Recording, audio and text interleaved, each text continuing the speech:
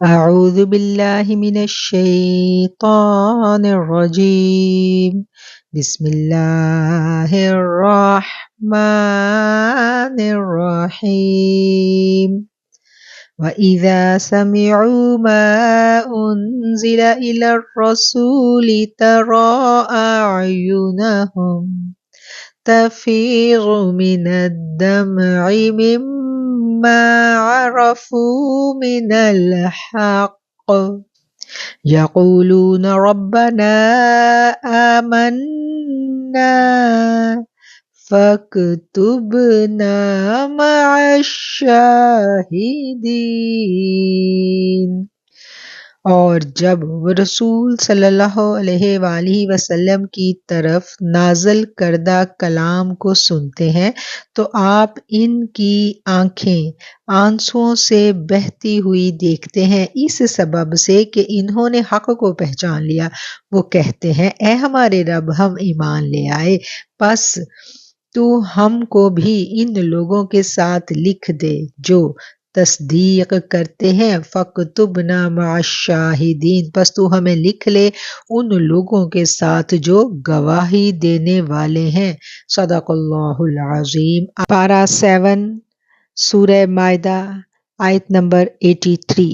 یہاں سے ہم اپنے آج کے درس قرآن کا آغاز کریں گے اس دعا کے ساتھ: ربنا ربنا ربنا لا تزغ قلوبنا بعد اذ هديتنا وهب لنا من لدنك رحمة انك انت الوهاب انك انت الوهاب انك انت الوهاب رب اشرح لي صدري ويسر لي امري واحلل عقدة من لساني يفقهوا قولي ربي زدني علما آمین ثم آمین۔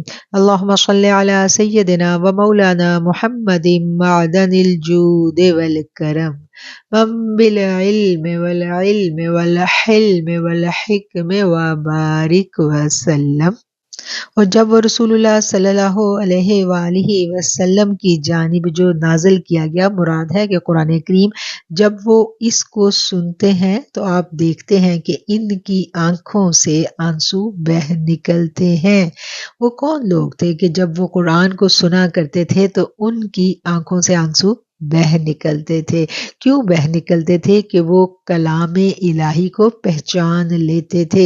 ابن جریر کا قول ہے کہ یہ آیت حضرت عیسیٰ علیہ السلام کے ان پیروکاروں کے حق میں نازل ہوئی تھی، نصارہ کا وہ گروہ جو بہت عبادت گزار تھا، شب بیداری کرتا تھا، اللہ کی ہر وقت حمد و ثنا میں مشغول رہتا تھا۔ نصارہ کے اس گروہ نے جب دین حق کو دیکھا، کلام الہی کو سنا تو فوراً پہچان گئے، اور جو دل قرآن کی حقانیت کو پہچان لیتا ہے، جس دل کی ونڈو قرآن کے لیے کھل جاتی ہے، پھر اس کا اثر کیا ہوتا ہے؟ اس کا اثر یہاں بیان کیا گیا ہے کہ جب قرآن کو ہم پہچان لیتے ہیں، ہمارے دلوں تک قرآن کی روشنی اور قرآن کا نور پہنچ جاتا ہے، تو پھر اس کی نشانی بیان کی گئی کہ پھر آنکھیں بہہ نکلتی ہیں، اور انہوں نے ان بہتی ہوئی آنکھوں کے ساتھ اسلام کو قبول کر لیا۔ اور پھر نہ صرف قبول کیا بلکہ وہ اللہ سے دعا بھی کر رہے ہیں کہ اے اللہ، یقولون، وہ کہتے ہیں ربنا، اے رب ہمارے، ہم ایمان لے آئے، فاکتبنا، پس تو ہمیں لکھ لے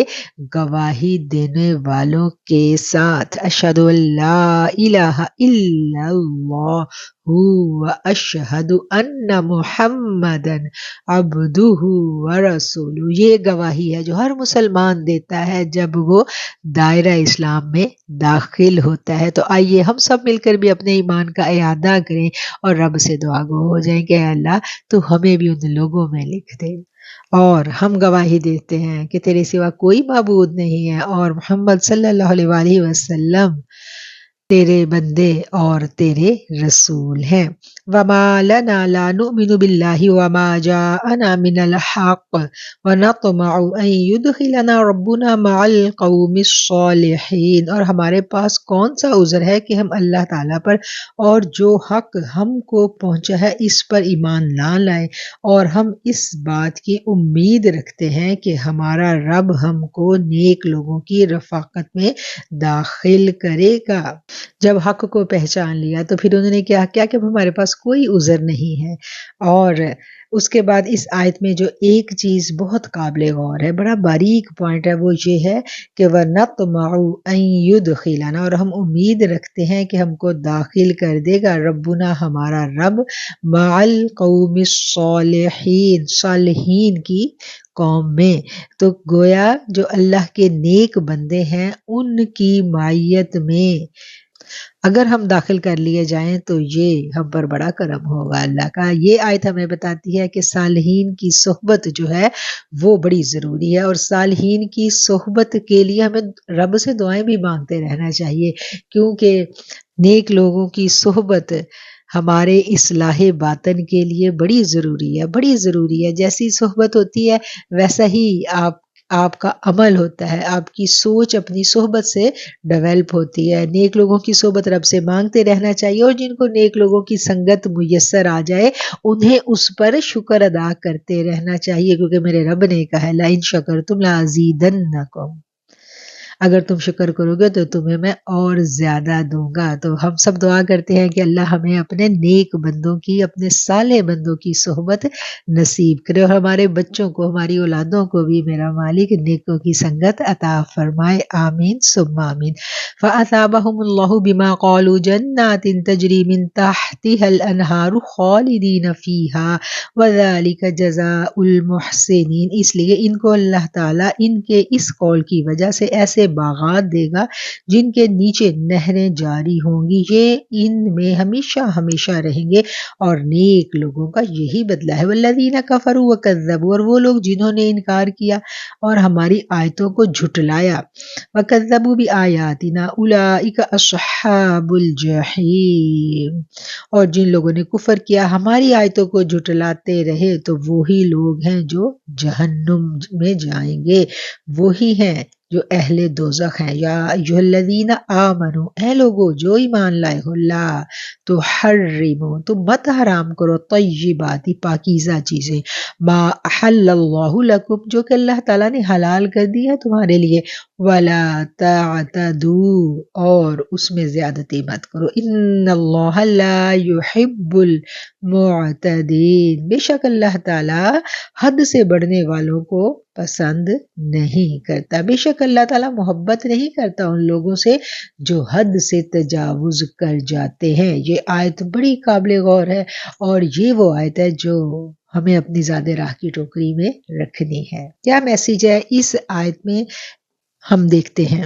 آیت کے پہلے حصے میں کہا گیا کہ لا تحرموا طیبات، تم مت حرام کرو ان طیبات کو، ان پاکیزہ چیزوں کو اپنے لیے حرام مت کرو، حد سے تجاوز مت کرو۔ دو پیغامات ہیں اس میں۔ ہم اس آیت کے شان نزول کی جانب جاتے ہیں۔ مفسرین نے اس آیت کے بارے میں لکھا ہے کہ چند جلیل القدر صحابہ کرام، جن میں سیدنا ابو بکر صدیق، سیدنا علی رضی اللہ تعالیٰ عنہ بھی شامل تھے، حضرت عثمان بن مظعون کے گھر میں جمع ہوئے اور فیصلہ کیا کہ آئندہ وہ ہمیشہ روزہ رکھا کریں گے، ساری رات عبادت میں گزاریں گے، بستروں پر نہیں سوئیں گے، گوشت گھی وغیرہ نہیں کھائیں گے، عورتوں سے اور خوشبو سے بالکل اجتناب کریں گے، اونی لباس پہنیں گے اور دنیا سے قطع تعلق کر لیں گے۔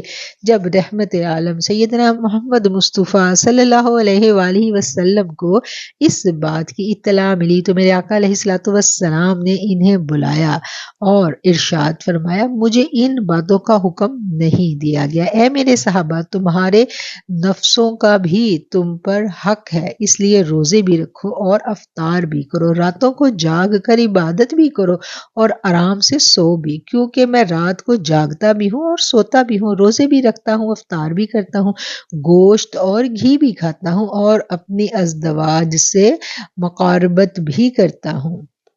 جس نے میری سنت سے منہ موڑا اور وہ میری جماعت سے نہیں ہے۔ اس آیت کا مفہوم یہ ہے کہ نہ تو یہودیوں کی طرح لذات دنیا میں کھو جاؤ اور نہ ہی مسیحی راہبوں کی طرح دنیا کی حلال کی ہوئی لذتوں کو اپنے اوپر حرام کر لو، بلکہ اعتدال اور میانہ روی اختیار کرو، یہی دین اسلام کا ترہ امتیاز ہے۔ اس آیت میں بہت خوبصورت میسیج ہے ہم سب کے لیے۔ ہم اس آیت پر جب غور کریں تو ہمیں پتہ چلتا ہے کہ اسلام جو ہے وہ میانہ روی کا درس دیتا ہے، اور حد سے گزرنے والوں سے میرا رب محبت نہیں کرتا۔ اعتدال جو ہے وہ اسلام کا حسن ہے، خوبصورتی ہے، اور یہ جو واقعہ یہاں اس آیت کی تفسیر میں ہم نے پڑھا، جب ہم اس پر غور و فکر کریں گے تو ہمارا جو کانسیپٹ ہے کہ اعتدال کیا ہے بالکل کلیئر ہو جائے گا۔ تو بہت اہم آیت ہے۔ اس آیت کے بارے میں ہمیں ہمیشہ جو ہے نا وہ ہمیں خبردار رہنا ہے، کیونکہ سم ٹائم ہم اپنے عمل میں اس قدر شدید ہو جاتے ہیں اور اتنی زیادہ ہم ایک طرف فوکس ہو جاتے ہیں کہ باقی کے جو معاملات ہوتے ہیں، ہماری زندگی کی جو باقی کی ذمہ داریاں ہیں وہ ڈسٹرب ہونے لگتی ہیں، خاص طور پر جب ایک خاتون جو ہے وہ بہت زیادہ گوشہ نشینی میں چلی جاتی ہے، بہت زیادہ عبادت گزاری میں چلی جاتی ہے، تو اس کے پورے کے پورے گھر کا جو نظام ہے وہ درہم برہم ہونے کا اندیشہ ہوتا ہے۔ اس لیے ہمیں اپنے حالات کے مطابق جو ہے نا اپنی عبادات کے جو نفلی عبادات ہیں ان کے اوقات کو ہم نے اپنے حالات کو دیکھتے ہوئے، اپنی گھریلو ذمہ داریوں کو دیکھتے ہوئے طے کرنا ہے کہ زندگی میں جو توازن ہے اس کو ہم برقرار رکھ سکیں۔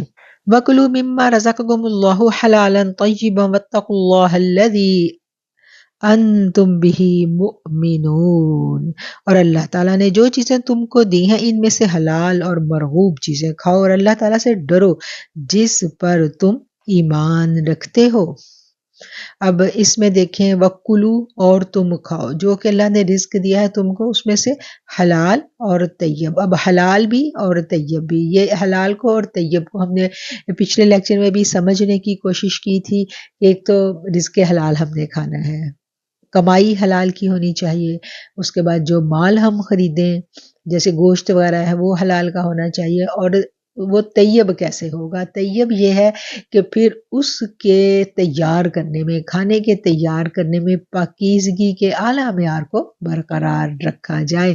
مثلا بے نمازی کا کھانا اور ایک باوضو ہاتھوں سے پکا ہوا کھانا، اس میں بھی فرق ہوتا ہے، اور یہ بھی آپ کی جو روحانی کیفیات ہے یہ چیزیں اس پر بھی اثر انداز ہوتی ہیں۔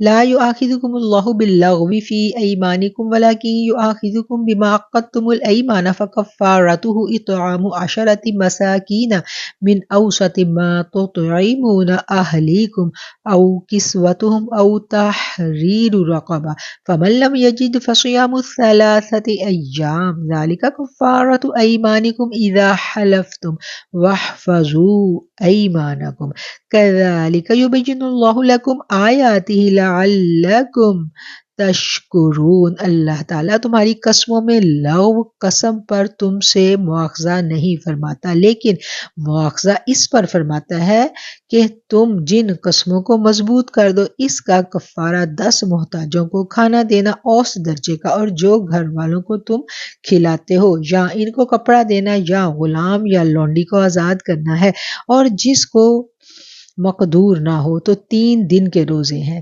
یہ تمہاری قسموں کا کفارہ ہے جب کہ تم قسم کھا لو اور اپنی قسموں کا خیال رکھو۔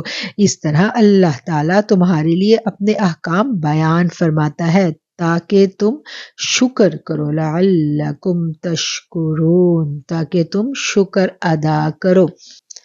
قسم کھانا، قسم کی حرمت یہاں بیان کی گئی ہے۔ لغو قسم کیا ہے کہ جو عادتاً لوگ کھاتے ہیں، واللہ واللہ کہتے ہیں نا، بلا سوچے سمجھے زبان سے نکال دینا، واللہ واللہ کا کیا مطلب ہے؟ اللہ کی قسم۔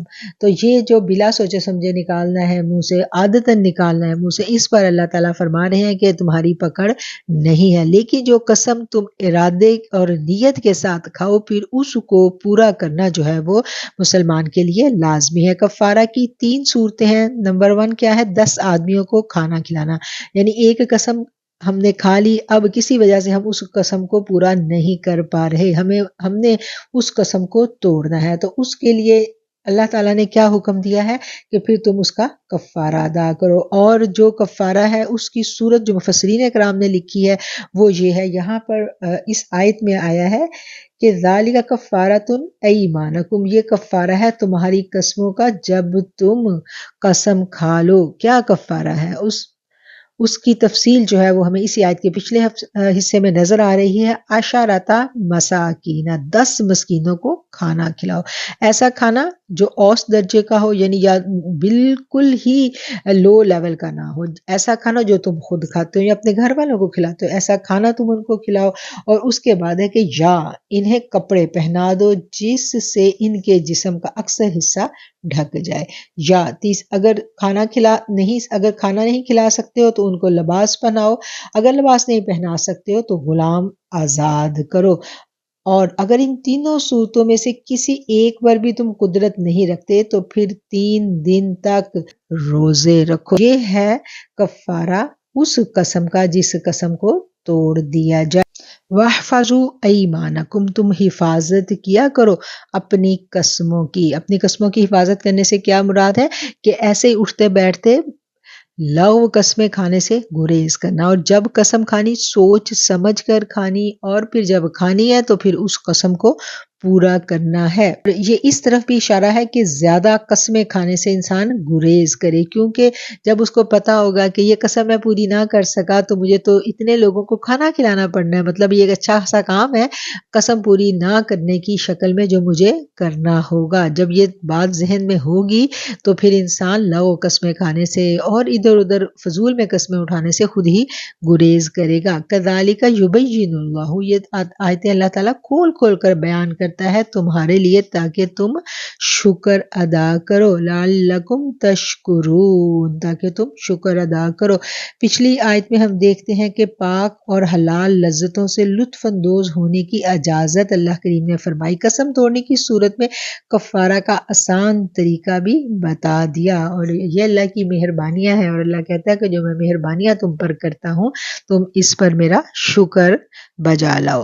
یا ایھا الذین آمنو، اے لوگو جو ایمان لائے ہو، انما بے شک، انما الخمر والمیسر والانصاب والازلام رجس من عمل الشیطان فاجتنبوہ لعلکم تفلحون. اے ایمان والو، بات یہی ہے کہ شراب اور جوا اور تھان، بت اور فال نکالنے کے پانسے کے تیر، یہ سب گندی باتیں شیطان کے کام ہیں. ان سے بالکل الگ رہو تاکہ تم کامیاب ہو جاؤ. اب کامیابی تو ہم سب پانا چاہتے ہیں نا. ایک طرف اللہ کہتا ہے کہ آؤ نماز کی طرف، حی علی الصلاح حی علی الفلاح، آؤ فلاح کی طرف، کامیابی کی طرف. ایک طرف تو نماز کی ادائیگی جو ہے وہ ہمیں کامیابی اور کامرانی کے راستے پر لے کر جاتی ہے، اور قرآن میں گاہے بگاہے ہمیں کامیابی حاصل کرنے کے گر جو ہیں وہ سکھلائے جاتے ہیں. انہی میں سے یہاں پر یہ چند باتیں ہیں جن کو کرنے سے اللہ کریم نے منع فرمایا ہے. کیوں منع فرمایا؟ تاکہ ہم کامیابی کے راستے پر آگے بڑھ سکیں. کیونکہ یہ ساری کی ساری جو باتیں یہاں پر بیان کی گئی ہیں ان کو کہا گیا ہے کہ یہ شیطان کے عمل ہیں، اور شیطان کے عملوں سے تم فجتنبوہ، اجتناب کرو. شیطان کے طریقہ کار کی پیروی مت کرو، وہ کرو جس کا حکم اللہ تعالیٰ تمہیں دیتے ہیں. اور کن کن باتوں سے یہاں اس آیت میں منع کیا گیا ہے؟ ان میں سب سے پہلے ہے انما الخمر، خمر کہتے ہیں شراب کو، نشے والی چیز کو، والمیسر اور جوا، والانصاب اور آستانے یا تھان. انصاب ان پتھروں کو بھی کہا جاتا ہے جو حرم کعبہ کے ارد گرد نصب تھے، اور کفار ان کے لیے جانور ذبح کرتے تھے اور ان کا خون ان پتھروں پر مل دیتے تھے. اور ازلام وہ تیر ہیں جس کے ذریعے فالیں نکالی جاتی تھیں، یعنی کہ جن کے ذریعے جوا کھیلا جاتا تھا. اس آیت میں سب سے پہلے جو ہے وہ شراب کی حرمت کو بیان کیا گیا ہے. ہم دیکھتے ہیں کہ شراب ایسی ایک برائی تھی جو اس معاشرے کی گھٹی میں پڑی تھی. وہ لوگ سب عادی تھے شراب پینے کے، اور شراب کی جو حرمت ہے یہ یکدم نازل نہیں کی گئی تھی، بتدریج نازل کی گئی تھی. سب سے پہلے اللہ تعالیٰ نے کیا کہا تھا شراب کے بارے میں؟ سب سے پہلے سورہ بقرہ میں آیت آئی تھی کہ قل، کہہ دیجئے، فیہما اسم کبیر و منافع للناس، کہ اس میں گناہ بہت بڑا ہے لیکن لوگوں کے لیے فائدہ تھوڑا سا ہے. کہ گناہ بہت زیادہ ہے لیکن کچھ فائدہ بھی ہے. پھر اس کے بعد آیت آئی لا تقربوا الصلاۃ وانتم سکارا. اب بتدریج تربیت کی جا رہی ہے کہ صرف نماز کے اوقات میں منع کیا گیا کہ تم اللہ کے سامنے نماز کے لیے مت کھڑے ہو جب تم نشے کی حالت میں ہو۔ اب یہاں پر قطعی طور پر حکم آ گیا، کیا حکم آ گیا کہ تم نے ان سے اجتناب کرنا ہے، یہ اب حرام قرار دے دی گئی کہ ایسا نہیں کرنا۔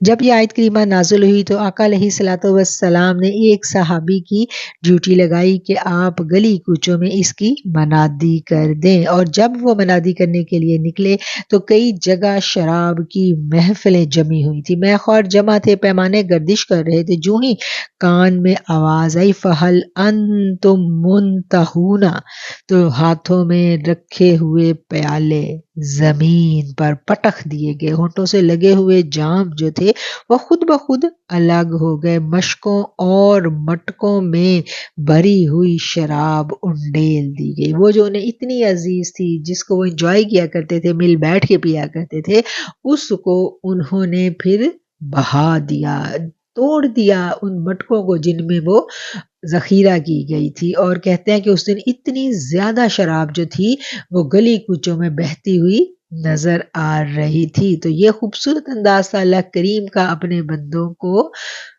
اپنے احکامات کے قریب لانے کا، کہ بتدریج منع کیا گیا، اور جب منع پہلے پرہیز کروایا گیا اور پھر قطعی طور پر ممانعت آ گئی، اور جب قطعی طور پر ممانعت آ گئی تو پھر اس کے بعد ہمیں ملتا ہے کہ کبھی کسی صحابی نے، کبھی کسی رسول اللہ صلی اللہ علیہ وسلم کے ساتھی نے سوال ہی نہیں کیا، کبھی کسی نے اس بارے میں پوچھا ہی نہیں کہ ایسا کیوں کیا گیا، بس پھر بات ختم ہو گئی۔ اور اس کے پہلا حکم جو آیا ممانعت کا، وہ ایمان والوں کو کیا دیا گیا ہے کہ شراب جو ہے اس سے اجتناب کرنا ہے، دوسرا ہے جوا، اور تیسرا ہے استھان۔ استھان کیا تھے؟ وہ پتھر جن پر وہ جو خانہ کعبہ کے ارد گرد وہ پتھر نصب تھے، اور ان پر وہ جو دیوی دیوتاؤں کے ناموں کی قربانی کیا کرتے تھے، تو اس قربانی کا جو خون تھا وہ ان پتھروں پر ڈال دیا جاتا تھا، اور پانسے کے تیر، وہ تیر جن کے ذریعے وہ فالے نکالا کرتے تھے، وہ تیر جن کے ذریعے وہ جوا کھیلا کرتے تھے۔ اللہ نے کیا کہا کہ یہ سب کے سب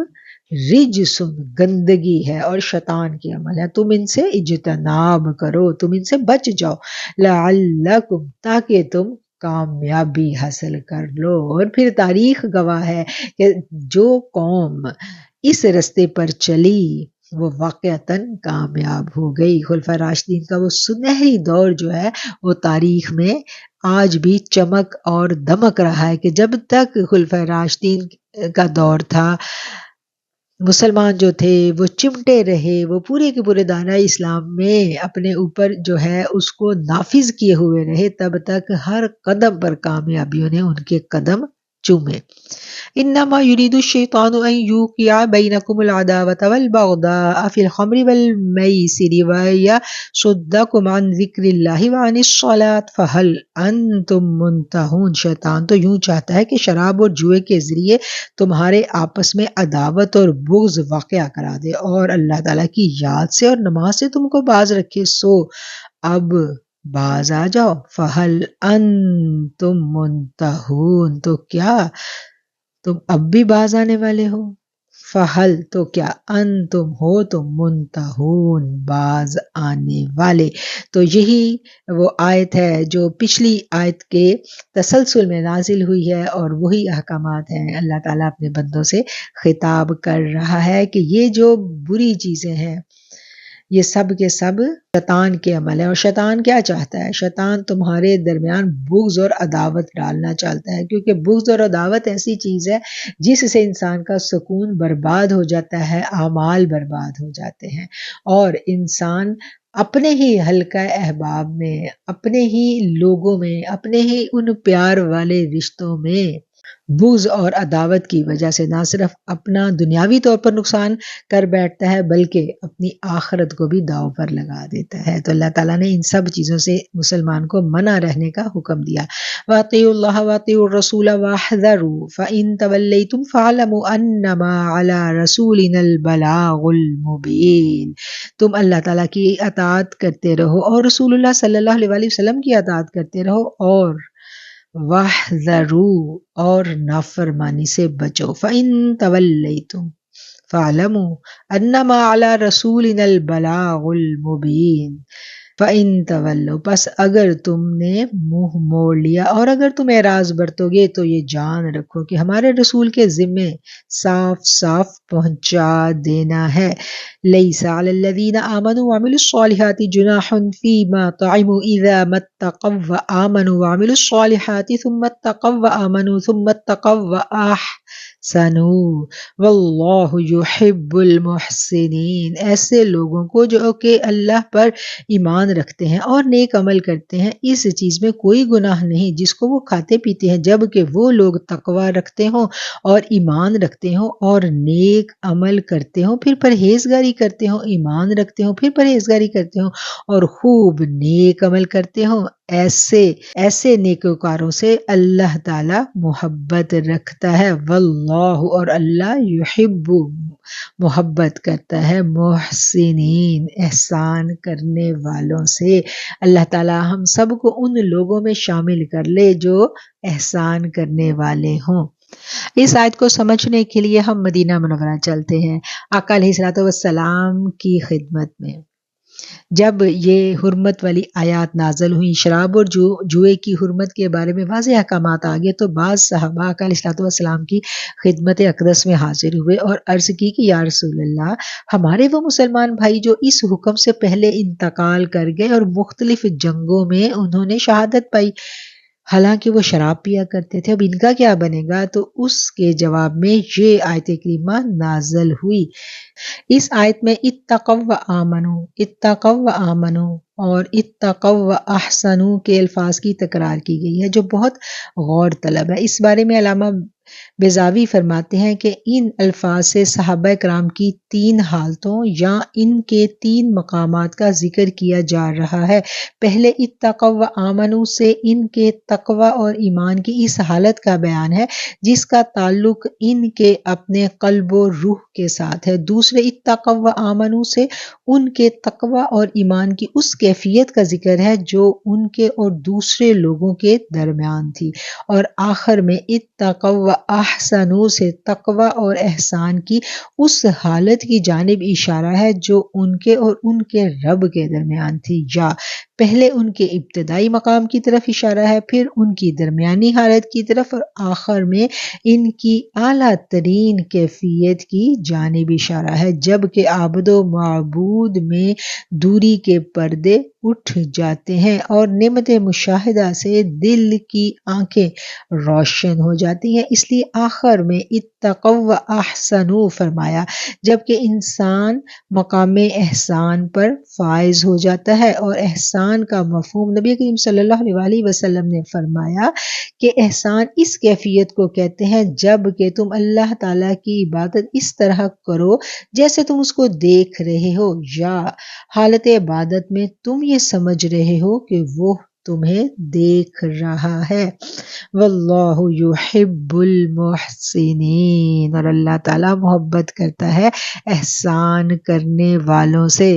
اور احسان کا جو معنی مفسرین کرام نے اس حدیث مبارکہ کی روشنی میں بیان کیا ہے، اس سے ہمیں پتہ چلتا ہے کہ یہ حضوری کی وہ کیفیت ہے کہ انسان اللہ کی عبادت ایسے کرے کہ گویا وہ رب اسے دیکھ رہا ہے، یا وہ عبادت اس طرح کرے کہ وہ خود اس رب کو دیکھ رہا ہے۔ تو اس کیفیت تک پہنچنے کے لیے حضوری قلب کی یہ کیفیت جو ہے، اس تک پہنچنے کے لیے جو تزکیہ نفس درکار ہے، وہ صرف اور صرف محبت رسول، قربت رسول صلی اللہ علیہ وآلہ وسلم سے ہی عطا ہوتا ہے۔ یا ایھا الذین آمنوا، اے لوگو جو ایمان لائے ہو، لَیَبْلُوَنَّکُمْ، البتہ اللہ تعالیٰ تمہیں ضرور آزمائے گا، لَیَبْلُوَنَّکُمُ اللَّهُ بِشَیْءٍ مِّنَ الصَّیْدِ تَنَالُهُ أَیْدِیَکُمْ وَرِمَاحُکُمْ وَلِیَعْلَمَ اللَّهُ مَن یَخَافُهُ بِالْغَیْبِ فَمَنِ اعْتَدَىٰ بَعْدَ ذَلِکَ فَلَهُ عَذَابٌ علیم۔ اے ایمان والو، اللہ تعالیٰ قدر شکار سے تمہارا امتحان لے گا جن تک تمہارے ہاتھ اور تمہارے نیزے پہنچ سکیں گے، تاکہ اللہ تعالیٰ معلوم کر لے کہ کون شخص اس سے بن دیکھے ڈرتا ہے، سو جو شخص اس کے بعد حد سے نکلے گا اس کے لیے دردناک عذاب ہے۔ اس آیت کو سمجھنے کے لیے ہمیں عرب کے ماحول کو دیکھنا پڑے گا۔ عرب میں لوگ قافلوں میں سفر کیا کرتے تھے، اور جب وہ حالت سفر میں ہوتے تو شکار کیا کرتے تھے۔ شکار کے بہت شوقین تھے وہ لوگ۔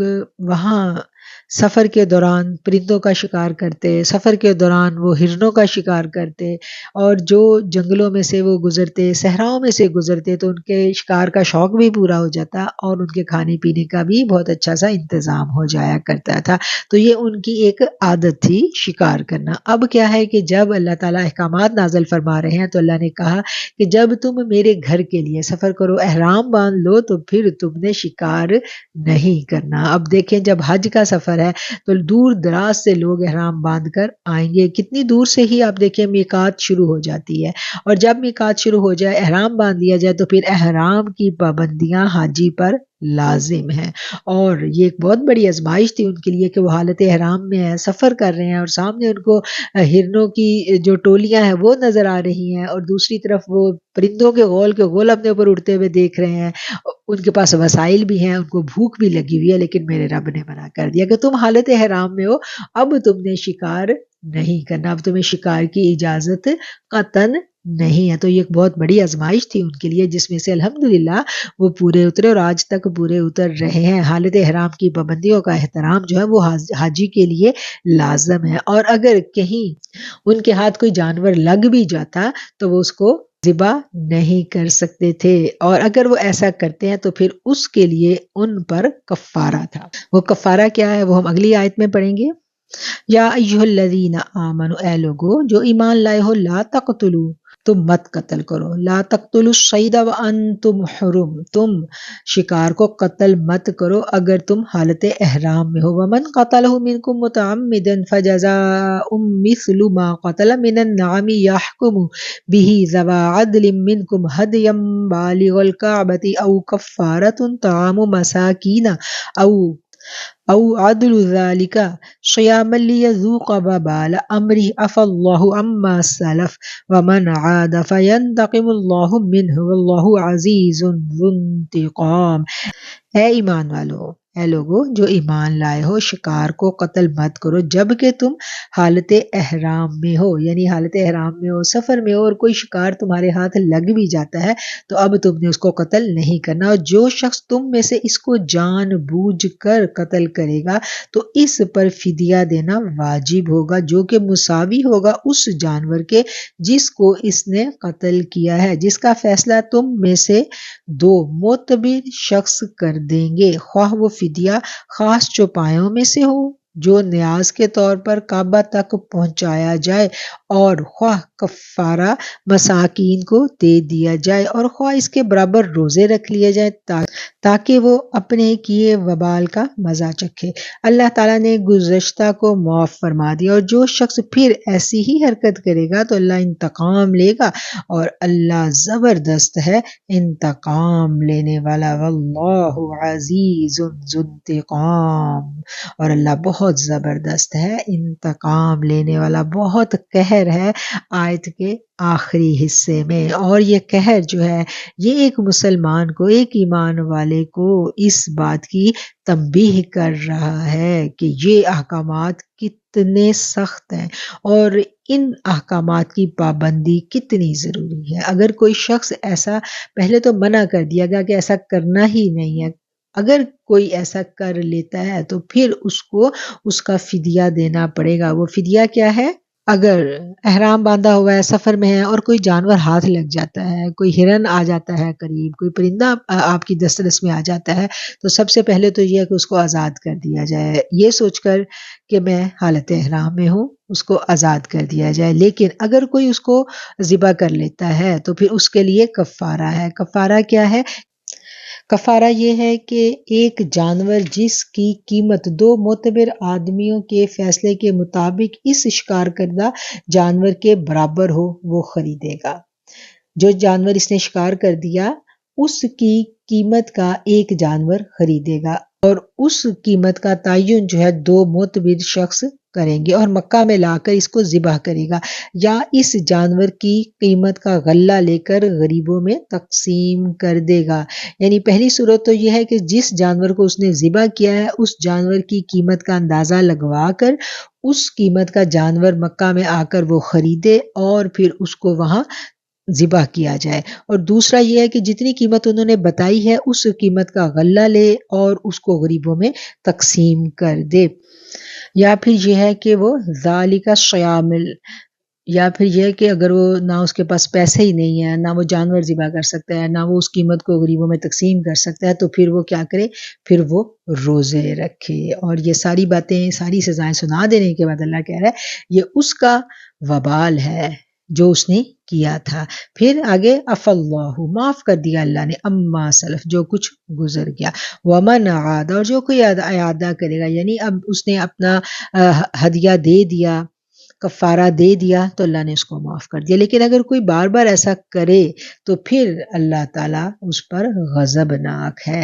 پھر آگے سخت آیت ہے کہ جو کوئی اس کا اعادہ کرے، یعنی بار بار ایسا کرے کہ وہ وہاں وہ سوچ لے کہ چلیں جی میں یہاں تو ذبح کر کے جانور کھا لوں اور پھر میں روزے رکھ کے اس کا کفارہ ادا کر دوں گا، یا میں مکہ جا کے تو وہاں جا کے بانٹ دوں گا، تو کیا ہے اگر کوئی ایسا جان بوجھ کر بار بار کرتا ہے تو پھر اس کے بارے میں اللہ کے بڑے سخت الفاظ ہیں، فَيَنْتَقِمُ اللَّهُ، اور اللہ اس سے انتقام لے گا، اور اللہ زبردست ہے انتقام لینے والا۔ احل لکم صید البحر وطعامہ متاعا لکم وللسیارۃ وحرم علیکم صید البر ما دمتم حرما واتقوا اللہ الذی الیہ تحشرون، تمہارے لیے دریا کا شکار پکڑنا اور اس کا کھانا حلال کیا گیا ہے تمہارے فائدے کے واسطے اور مسافروں کے واسطے، اور خشکی کا شکار پکڑنا تمہارے لیے حرام کیا گیا ہے جب تک تم حالت احرام میں رہو۔ اللہ تعالیٰ سے ڈرو جس کے پاس تم اکٹھے کیے جاؤ گے۔ یہ ہم جانتے ہیں کہ اگر آپ کا سفر سمندری ہے تو پھر آپ کے لیے جائز ہے احرام کی حالت میں بھی سمندر میں جانور کو شکار کرنا، مطلب مچھلیاں وغیرہ پکڑ کر کھانا حالت احرام میں اگر سمندر میں ہے تو پھر یہ جائز ہے، لیکن خشکی پر اس کی قطعاً اجازت نہیں ہے۔ جعل اللہ الکعبۃ البیت الحرام قیاما للناس والشہر الحرام والہدی والقلائد ذلک لتعلموا ان اللہ یعلم ما فی السماوات وما فی الارض وان اللہ بکل شیء علیم۔ اللہ تعالیٰ نے کعبے کو جو ادب کا مکان ہے لوگوں کے لیے قائم رہنے کا سبب قرار دے دیا، اور عزت والے مہینے کو بھی اور حرم میں قربانی ہونے والے جانور کو بھی، اور ان جانوروں کو بھی جن کے گلے میں پٹے ہوں، یہ اس لیے تاکہ تم اس بات کا یقین کر لو کہ بے شک تمام آسمانوں اور زمین کے اندر کی چھپی چیزوں کا علم اللہ رکھتا ہے، اور بے شک سب چیزوں کو وہ خوب جانتا ہے۔ جعل اللہ الکعبۃ البیت الحرام قیاما للناس، بنایا ہے اللہ تعالیٰ نے کعبے کو حرمت والا گھر، قیام للناس، قیام کا سبب لوگوں کے لیے۔ حالت احرام میں ایک حاجی جو ہے اس سے ہر جانور بھی محفوظ ہے، ہر انسان بھی محفوظ ہے۔ اس نے احرام باندھ دیا، وہ کسی کو نہ مار سکتا ہے، نہ قتل کر سکتا ہے، نہ کسی کے ساتھ لڑائی کر سکتا ہے، نہ دنگا فساد کر سکتا ہے، نہ کسی جانور کسی پرندے کو پکڑ کر ذبح کر سکتا ہے۔ وہ اب اللہ کا مہمان ہے۔ اس کے اوپر بہت ساری جو شرائط ہیں وہ عائد ہو گئیں، کس وجہ سے کہ وہ اب خالص اللہ کے گھر کا مہمان بن چکا ہے، حدود حرم میں داخل ہو گیا، احرام باندھ لیا، تو اب وہ اللہ کا مہمان ہے، اور اس سے باقی تمام جو ہے نا وہ محفوظ ہو گئے۔ اسی طرح جو بیت اللہ شریف ہے وہ اللہ کا گھر ہے، وہ امن والی جگہ ہے۔ اس زمانے میں جب کہ ہر طرف لوگ جو ہیں وہ بلا دریغ خون بہاتے تھے، قتل کرتے تھے، وہ بھی اس گھر کا احترام کیا کرتے تھے۔ اس گھر کی حدود میں آ جانے کے بعد کوئی کسی کو مار نہیں سکتا تھا۔ ہر سال حج کے موقع پر یہاں بہت بڑا میلہ لگتا، تجارت ہوتی، دنیا کے کونے کونے سے لوگ آتے اور سب وہ محفوظ ہوتے تھے۔ والشہر الحرام، والحرامی اور حرمت والے مہینے، والہدی والقلائد قربانی کے جانور اور قلادے والے، ذالک لتعلموا یہ حکم ہے، ذالک یہ حکم ہے، لتعلموا تاکہ تم جان لو۔ اب کیا ہے کہ وہ اللہ کا گھر بھی حرمت والا ہے، وہ مہینے بھی حرمت والے ہیں، ان مہینوں میں جنگ و جدل جو ہے وہ روک دی جاتی تھی، نہ کوئی جنگ ہوتی تھی، امن ہی امن ہوتا تھا، اور پھر ان مہینوں میں لوگ خوب تجارت کے ذریعے مال اور منافع کمایا کرتے تھے۔ مہینے بھی حرمت والے، اور پھر حرم میں قربانی ہونے والے جانوروں کو بھی، ان جانوروں کو بھی جن کے گلے میں پٹے ہوں، یعنی ان تمام جانوروں کو بھی کوئی دوسرا جو ہے وہ نقصان نہیں پہنچا سکتا تھا، کیونکہ یہ اللہ کے گھر قربانی کے لیے لائے جا رہے ہوتے تھے۔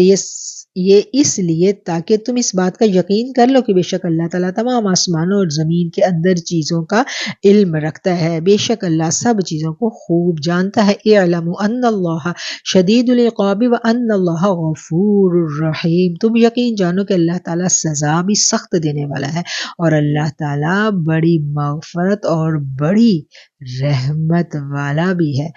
ما علی الرسول الا البلاغ واللہ یعلم ما تبدون وما تکتمون، رسول کے ذمے تو صرف پہنچانا ہے، اللہ تعالیٰ سب جانتا ہے جو کچھ تم ظاہری طور پر کرتے ہو اور جو کچھ پوشیدہ رکھتے ہو۔ قل لا یستوی الخبیث والطیب ولو اعجبک کثرۃ الخبیث فاتقوا اللہ یا اولی الالباب لعلکم تفلحون، آپ فرما دیجئے کہ ناپاک اور پاک برابر نہیں ہے، گو آپ کو ناپاک کی کثرت بھلی لگتی ہو، اللہ تعالیٰ سے ڈرتے رہو اے عقل والو تاکہ تم کامیاب ہو جاؤ۔ فاتقوا اللہ، تقوی اختیار کرو اللہ کا، یا اولی الالباب اے عقل مندو، لعلکم تفلحون تاکہ تم فلاح پاؤ۔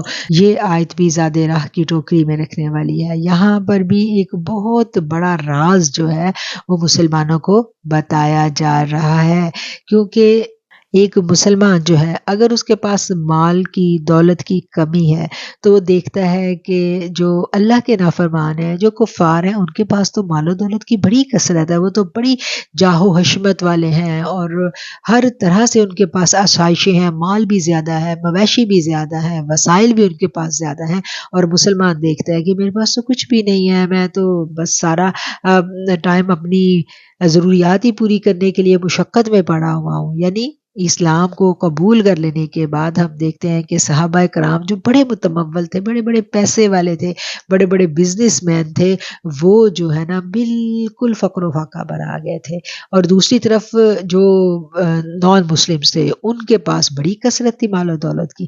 تو یہاں اللہ تعالیٰ جو ہے وہ کیا کہہ رہے ہیں کہ برابر نہیں ہو سکتے پاک اور ناپاک، اور تمہیں اچھی لگے کثرت ناپاک کی، کہ یعنی کثرت جو ہے اگر وہ ناپاک کی ہے، اگر وہ نجس کی ہے، وہ کفر کی ہے، وہ حلال طریقے سے کمائی گئی نہیں ہے، وہ کثرت اس معیار پر پوری نہیں اترتی جو اللہ نے دیا ہے۔ اللہ کا کثرت کا کیا معیار ہے؟ اللہ کا کثرت کا معیار پاک اور طیب رزق ہے۔ اللہ کی کثرت کا معیار کیا ہے؟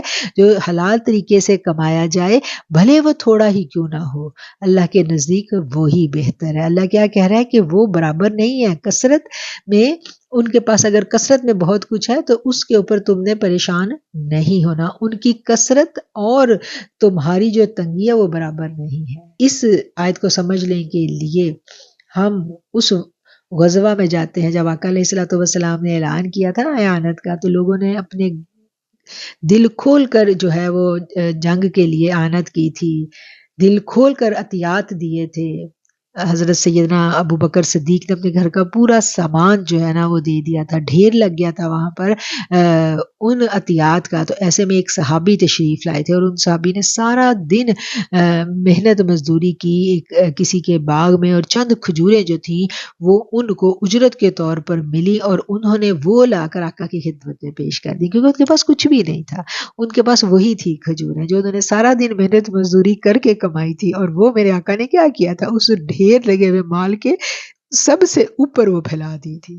تو کیا ہے کہ وہ ایک طرف کثرت تھی اور ایک طرف جو ہے وہ چند کھجوریں تھی. تو میرے رب کو ہمیشہ نیت جو ہے نا اس پر میرا رب فیصلہ کرتا ہے، نیت پر. جتنی نیت پاکیزہ ہوگی، جتنی نیت خالص ہوگی، اتنا ہی اجر زیادہ ملے گا. اور دوسری طرف پھر آ جاتی ہے وہی بات جو حرام کا مال ہے، اس کی جتنی مرضی کثرت ہے وہ برابر نہیں ہو سکتا اس حلال کے مال کے جو اس اللہ کے احکامات کی پیروی کرتے ہوئے کمایا گیا ہے. تو یہاں اللہ تعالیٰ کہہ رہے ہیں کہہ دیجئے کہ برابر نہیں ہو سکتے پاک اور ناپاک، خواہ تمہیں اچھی لگے کثرت ناپاک کی. یعنی آپ دیکھیے مال کی کثرت کس کو بری لگتی ہے؟